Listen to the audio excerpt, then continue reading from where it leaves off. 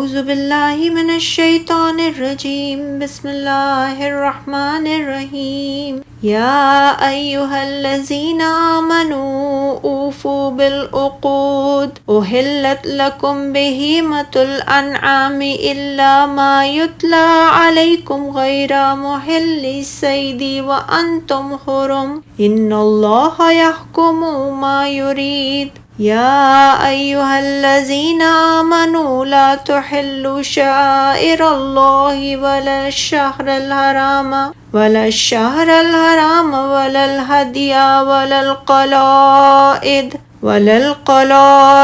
ولا آمین البیت الحرام یبتغون فضلا من ربهم ورضوانا وَإِذَا حَلَلْتُمْ فَاصْطَادُوا وَلَا يَجْرِمَنَّكُمْ شَنَآنُ قَوْمٍ أَنْ صَدُّوكُمْ عَنِ الْمَسْجِدِ الْحَرَامِ أَنْ تَعْتَدُوا وَتَعَاوَنُوا عَلَى الْبِرِّ وَالتَّقْوَى وَلَا تَعَاوَنُوا عَلَى الْإِثْمِ وَالْعُدْوَانِ وَاتَّقُوا اللَّهَ إِنَّ اللَّهَ شَدِيدُ الْعِقَابِ۔ اللہ کے نام سے شروع جو نہایت مہربان بہت رحم کرنے والا ہے۔ اے لوگو جو ایمان لائے ہو، معاہدے پورے کیا کرو۔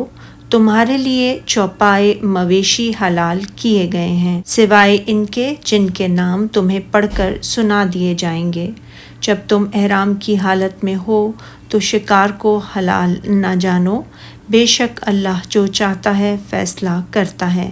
اے لوگو جو ایمان لائے ہو،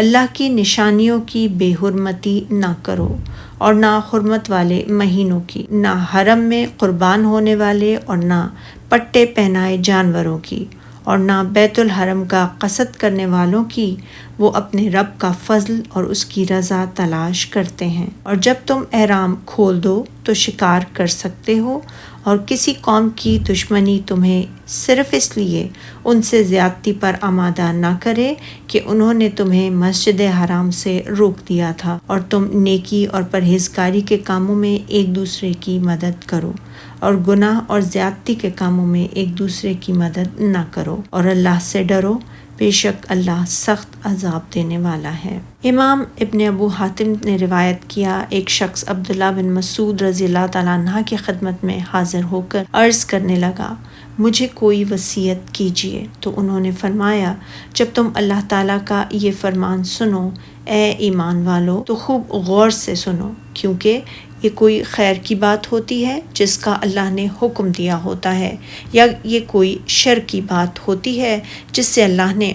منع فرمایا ہوتا ہے۔ فرمان باری تعالیٰ ہے، معاہدے پورے کیا کرو۔ اس آیت کی تفسیر میں روایت ہے کہ معاہدوں کو پورا کرنے سے مراد یہ ہے کہ اللہ تعالیٰ نے جو حلال اور حرام قرار دیا ہے اور جو فرائض اور حدود قرآن میں مقرر کیے ہیں ان کی پابندی کرو اور انہیں نہ توڑو۔ انہیں توڑنے والوں کے بارے میں اللہ تعالیٰ نے بہت سخت حکم بیان کرتے ہوئے فرمایا سورہ الرعد میں، جو لوگ اللہ سے عہد و وثاق کر کے اس کو توڑ ڈالتے ہیں اور جن رشتہ قرابت کے جوڑے رکھنے کو اللہ نے حکم دیا ہے ان کو قطع کر دیتے ہیں اور زمین میں فساد کرتے ہیں، انہی لوگوں کے لیے لعنت ہے اور ان کے لیے آخرت کا گھر بھی بہت برا ہے۔ امام ضحاک بھی فرماتے ہیں، معاہدوں کو پورا کرنے سے مراد یہ ہے، اللہ تعالیٰ نے جن چیزوں کو حلال و حرام قرار دیا ہے، نبی اور کتاب کے ساتھ ایمان لانے والوں سے جو عہد و پیمان لیا ہے، اور اپنے بندوں پر حلال و حرام میں جن چیزوں کو فرض قرار دیا ہے،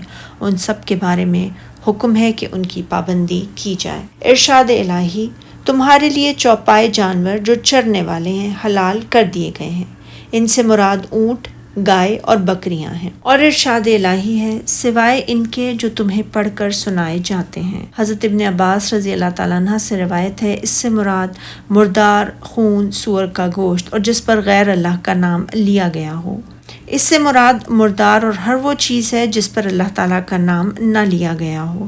حقیقت تو اللہ ہی جانتا ہے، لیکن بظاہر یوں معلوم ہوتا ہے اس سے مراد آیت کریمہ سورہ مائدہ میں تمہارے لیے حرام کیے گئے ہیں مردہ جانور، خون، سور کا گوشت اور جانور جس پر اللہ کے سوا کسی اور کا نام پکارا جائے، اور گلا گھٹنے سے مر جانے والا، چوٹ لگ کر مر جانے والا، کسی کا سینگ لگ کر مرنے والا، اور وہ جانور بھی جسے درندے کھا جائیں۔ اس لیے فرمایا مگر جس کو تم مرنے سے پہلے ذبح کر لو، اور جو تھان پر ذبح کیا جائے حرام ہے اور کسی صورت بھی حلال نہیں ہو سکتا۔ اسی لیے فرمایا تمہارے لیے چوپائے جانور جو چرنے والے ہیں حلال کر دیے گئے ہیں، سوائے ان کے جو تمہیں پڑھ کر سنائے جاتے ہیں، یعنی سوائے ان بعض جانوروں کے جو بعض حالات میں حرام قرار دے دیے جاتے ہیں۔ اور ارشاد باری تعالیٰ ہے جب تم احرام کی حالت میں ہو تو شکار کو حلال نہ جانو۔ بعض علماء نے کہا یہاں چوپائے جانوروں سے مراد عام پالتو جانور، اونٹ، گائے، بکریاں اور عام وحشی جانور مثلاً ہرن اور نیل گائے وغیرہ ہیں۔ پالتو جانوروں میں سے حرام کو مگر جو پڑھ کر سنائے جاتے ہیں کہہ کر مستثنی قرار دے دیا، اور وحشی جانوروں میں سے حلال کو حالت احرام میں حرام قرار دیتے ہوئے فرمایا جب تم احرام کی حالت میں ہو تو شکار کو حلال نہ جانو۔ تمام حالات میں حلال قرار دے دیا مگر ایک صورت اس شخص کے لیے مستثنی ہے جو حالت احرام میں ہونے کی وجہ سے شکار کو حرام سمجھنے کا پابند ہو۔ یہ حکم اللہ تعالیٰ اس فرمان کی طرح ہے سورہ نحل میں، ہاں اگر کوئی ناچارہ ہو جائے بشرطِ گناہ کرنے والا نہ ہو اور نہ حد سے نکلنے والا تو اللہ بخشنے والا مہربان ہے۔ یعنی مجبور اور مضطر کے لیے ہم نے مردار کھانے کو بھی جائز قرار دے دیا، بشرطے اس کا مقصد گناہ کا ارتکاب کرنا اور حد سے تجاوز کرنا نہ ہو۔ لیکن تم حالت احرام میں شکار کو حرام قرار دو کیونکہ یہ اس اللہ تعالیٰ کا فیصلہ ہے جس کے تمام اوامر و نواہی سے متعلق فیصلے اور احکام مبنی بر حکمت ہیں۔ اسی لیے اللہ تعالیٰ نے فرمایا ہے بے شک اللہ جو چاہتا ہے فیصلہ کرتا ہے۔ ارشاد باری تعالیٰ ہے مومنو اللہ کی نشانیوں کی بے حرمتی نہ کرو۔ ابن عباس رضی اللہ تعالیٰ عنہ فرماتے ہیں شاعر اللہ سے مراد مناسک حج ہیں۔ یہ بھی کہا گیا شاعر اللہ سے مراد وہ چیزیں ہیں جن کو اللہ تعالیٰ نے حرام قرار دیا ہے۔ تو اس صورت میں آیت کریمہ کے معنی یہ ہوں گے کہ جن چیزوں کو اللہ تعالیٰ نے حرام قرار دیا ہے انہیں حلال نہ سمجھو۔ اسی لیے فرمایا اور نہ بے حرمتی کرو حرمت والے مہینے کی، یعنی اس کی حرمت کی پاسداری کرو اور اس کی عظمت کا اعتراف کرو۔ اس مہینے میں جنگ کی پہل نہ کرو اور حرام چیزوں کے ارتکاب سے اجتناب کرو، جیسا کہ اللہ تعالیٰ نے فرمایا سورہ بقرہ میں اے محمد صلی اللہ علیہ وآلہ وسلم لوگ آپ سے عزت والے مہینوں میں لڑائی کرنے کے بارے میں دریافت کرتے ہیں، کہہ دیجئے ان میں لڑنا بڑا گناہ ہے۔ اور فرمایا سورہ توبہ میں اللہ کے نزدیک مہینے گنتی میں 12 ہیں۔ صحیح بخاری میں حضرت ابوبکر رضی اللہ تعالیٰ عنہ سے روایت ہے رسول اللہ صلی اللہ علیہ وآلہ وسلم نے حجۃ الوداع کے موقع پر فرمایا تھا زمانہ اب اپنی اسی حالت میں لوٹ آیا ہے جس دن اللہ تعالیٰ نے آسمانوں اور زمین کو پیدا فرمایا تھا۔ سال کے مہینے 12 ہیں جن میں سے 4 حرمت والے ہیں، 3 تو مسلسل ہیں ذوالقعدہ، ذوالحجہ اور محرم، اور ایک رجب مضر ہے۔ یہ حدیث اس بات کی دلیل ہے کہ ان مہینوں کی حرمت قیامت تک باقی رہے گی۔ ارشاد باری تعالیٰ ہے اور نہ قربانی کے جانوروں کی اور نہ ان جانوروں کی جو اللہ کی نظر کیے گئے ہوں جن کے گلوں میں پٹے بندھے ہوں، یعنی بیت الحرام کی طرف قربانی کے جانور بھیجنا ترک نہ کرو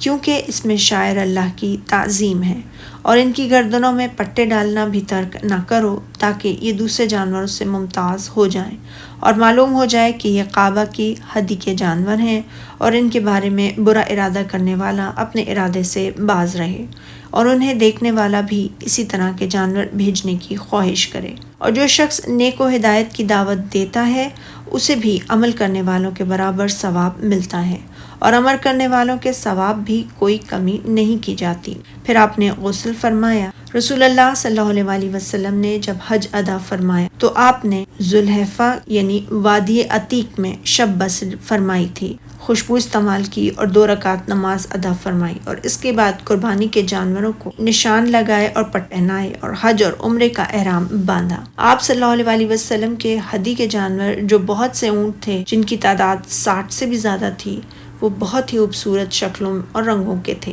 جیسا کہ اللہ تعالیٰ نے فرمایا سورہ حج میں یہ ہمارا حکم ہے جو شخص اللہ کی عظمت کی نشانیوں کی تعظیم کرے تو بلا شبہ یہ فعل دلوں کی پرہیزگاری میں سے ہے۔ مقاتل بن حیان کہتے ہیں فرمان الہی اور نہ ان جانوروں کی جو اللہ کی نظر کیے گئے ہوں اور جن کے گلوں میں پٹے بندھے ہوں، کہ معنی یہ ہیں ان جانوروں کو بھی حلال نہ سمجھو، اور نہ ان لوگوں کی بے حرمتی کرو جو عزت کے گھر بیت اللہ کو جا رہے ہوں اور اپنے پروردگار کے فضل اور اس کی خوشنودی کے طلبگار ہوں، یعنی بیت اللہ کا قصد کر کے جانے والوں سے لڑنے کو بھی حلال نہ سمجھو، کیونکہ جو اس گھر میں داخل ہوتا ہے وہ امن میں ہو جاتا ہے۔ اس طرح جو شخص اللہ تعالیٰ کے فضل اور اس کی خوشنودی کے حصول کی خاطر بیت اللہ کی طرف جا رہا ہو تو اسے بھی نہ روکو اور نہ اسے کوئی تکلیف یا ایذا پہنچاؤ۔ اس آیت میں اللہ کے فضل سے مراد تجارت ہے۔ سورہ بقرہ میں اس کا تمہیں کچھ گناہ نہیں کہ حج کے دنوں میں بذریعہ تجارت اپنے پروردگار سے روزی طلب کرو۔ اور ارشاد باری تعالیٰ ہے، حضرت ابن عباس رضی اللہ تعالیٰ عنہ فرماتے ہیں وہ اپنے حج سے اللہ کی رضا کے طلبگار ہیں۔ آیت حتم بن ہندی بکری کے بارے میں نازل ہوئی جس نے مدینہ کی چراگاہ پر حملہ کر دیا تھا، اور آئندہ سال جب اس نے بیت اللہ کے لیے عمرے کا قصد کیا تو بعض صحابہ نے پروگرام بنایا کہ اسے راستے میں روکیں، تو اس موقع پر اللہ تعالیٰ نے اس آیت کریمہ کو نازل فرما دیا، اور نہ ان لوگوں کی جو عزت کے گھر بیت اللہ کو جا رہے ہوں اور اپنے پروردگار کے فضل اور اس کی خوشنودی کے طلبگار ہوں۔ اور فرمان الہی ہے، اور جب احرام اتار دو تو پھر اختیار ہے کہ شکار کرو، یعنی تم احرام سے فارغ ہو کر حلال ہو جاؤ، تو ہم نے تمہارے لیے جس شکار کو حرام قرار دیا تھا اب اسے حلال قرار دے دیا ہے۔ ارشاد باری تعالیٰ ہے، اور لوگوں کی دشمنی اس وجہ سے کہ انہوں نے تم کو عزت والی مسجد سے روکا تھا، ہرگز تمہیں اس بات پر آمادہ نہ کرے کہ تم ان پر زیادتی کرنے لگو۔ اس کے معنی ظاہر ہیں کہ ان لوگوں سے بغض اور دشمنی جنہوں نے حدیبیہ کے سال تمہیں مسجد حرام سے روکا تھا، تمہیں اس بات پر آمادہ نہ کرے کہ تم ان کے بارے میں اللہ تعالیٰ کے حکم کی خلاف ورزی کرتے ہوئے ان سے از راہ ظلم و عداوت انتقام لینے لگو، بلکہ ہر ایک کے ساتھ جیسا کہ حکم الہی ہے عدل و انصاف کا معاملہ کرو۔ ارشاد باری تعالیٰ ہے، اور دیکھو نیکی اور پرہیزگاری کے کاموں میں ایک دوسرے کی مدد کیا کرو، اور گناہ اور ظلم کی باتوں میں ایک دوسرے کی مدد نہ کیا کرو۔ اللہ تعالیٰ نے اپنے مومن بندوں کو حکم دیا۔ حضرت انس بن مالک سے مروی اس حدیث ہے، رسول اللہ صلی اللہ علیہ وآلہ وسلم نے فرمایا، نیکی اور تقوی کے کاموں میں ایک دوسرے کی مدد کیا کریں، مگر باطل گناہ اور حرام کاموں میں ایک دوسرے کی مدد نہ کیا کریں۔ اپنے بھائی کی مدد کرو خواہ وہ ظالم ہو یا مظلوم۔ عرض کی گئی، اے اللہ کے رسول، وہ جب مظلوم ہو تو میں اس کی مدد کروں گا، لیکن اگر وہ ظالم ہو تو پھر اس کی مدد کس طرح کروں؟ فرمایا، اسے ظلم کرنے سے روکو یا باز رکھو، تو یقیناً یہ اس کی مدد ہے۔ امام احمد نے ایک صحابی سے روایت کیا، نبی اکرم صلی اللہ علیہ وآلہ وسلم نے فرمایا، وہ مومن جو لوگوں سے مل جل کر رہتا اور ان کی تکلیفوں پر صبر کرتا ہے، اسے اس سے زیادہ اجر و ثواب ملے گا جو لوگوں سے مل جل کر نہیں رہتا اور ان کی تکلیفوں پر صبر نہیں کرتا۔ سبحانک اللہم و بحمدک، اشہد ان لا الہ الا انت، استغفرک و اتوب الیک۔